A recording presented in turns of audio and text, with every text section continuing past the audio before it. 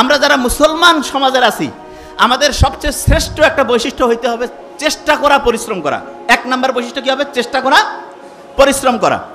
পরিশ্রম আর চেষ্টা করার যে স্টাইলটা, সেইটা আল্লাহ আমাদের গোটাল ডেইলি রুটিনের মধ্যে অলরেডি দিয়ে দিয়েছেন। কীরকম? মুসলমান যারা 5 ওয়াক্ত নামাজ পড়ে না, 5 ওয়াক্ত ফজর যখন আমি নামাজ পড়ি, নামাজ পড়ার পরে আমরা অনেকে মূর্খ, তো নামাজ পড়ার পরে ইচ্ছা মতো ঘুমাই গেলাম, তাই লাভটা কি হইল? আল্লাহ নামাজ পড়ার পরে আমাদেরকে পরিশ্রমে যাওয়ার জন্য সবচাইতে বেশি হচ্ছে উদ্বুদ্ধ করছে। নামাজ শেষ করো, তারপরে তোমার জীবিকা অন্বেষণে বের হয়ে যাও।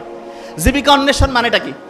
স্টুডেন্ট যারা, সে কি টাকা ইনকাম করবে? নো, তার প্রধান কাজ কি? পড়াশোনা করা।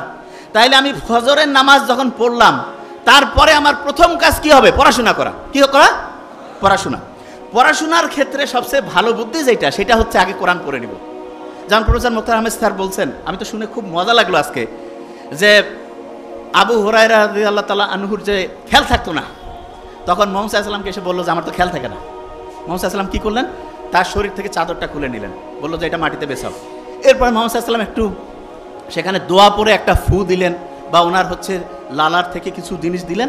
এরপরে ওই চাদরটা গোটায় বললেন শরীরে রাখো। এরপরে ওই আবু হুরায়রা কি বলল? যা আমি পড়ি তাই আমার খেয়াল থাকে, ঠিক না? আবু হুরায়রা খেয়াল থাকতো না, তার মানে মানুষের মুহাম্মদ সাল্লাল্লাহু আলাইহি ওয়াসাল্লামের এই যে অসাধারণ একটা মানে বরকতের পূর্ণ, অসাধারণ একটা হচ্ছে যে দোয়ার বরকতে তার স্মরণ শক্তিটা অন্য লেভেলে চলে গেছে না? তাহলে আমরা যারা এখানে স্টুডেন্টরা আছি, আল্লাহর কাছে কিন্তু মুহাম্মদ সাল্লাল্লাহু আলাইহি ওয়াসাল্লাম তো নাই, কিন্তু তার শেখানোর রাস্তায় আমরা কিন্তু আল্লাহর কাছে চাইতে পারি। প্রথম যে কাজটা করবো সেটা হচ্ছে কোরআন পড়া। প্রথম কাজটা কি? আচ্ছা, এবার আমি বলি আগে। ব্রেইনে যে পানিটা আছে, এটার কারণে ব্রেইনের ওজনটা কত গ্রাম হয়? 50 গ্রাম। আচ্ছা, এবার শুনি। সকালে উঠে কোরআন শরীফ পড়ে যদি আমি বই পড়ি, লাভটা কি সেটাকে বুঝতে হবে। কোরআন শরীফ যখন আমি পড়বো, নিউ ইয়র্ক টাইমসের নাম শুনছি আমরা। নিউ ইয়র্ক টাইমস একটা খুব বড় রকমের হচ্ছে পত্রিকা, সেইখানে একটা আর্টিকেল ছাপানো হয়েছে এরকম, যে ব্রেইনটা এমন একটা অবস্থা আছে, যেই অবস্থায় পৌঁছলে পড়ে 1 ঘন্টায় 5 থেকে 10 ঘন্টার পড়া যায়। 1 ঘন্টায়, এই যে লাস্ট বেঞ্চ, ওই যে লাস্ট বেঞ্চ, 1 ঘন্টায় 5 থেকে 10 ঘন্টার পড়া যায় 1 ঘন্টায়। এবং সেই অবস্থাটা তার একটা নাম দিয়েছে। কি নাম? Flow state. কি নাম?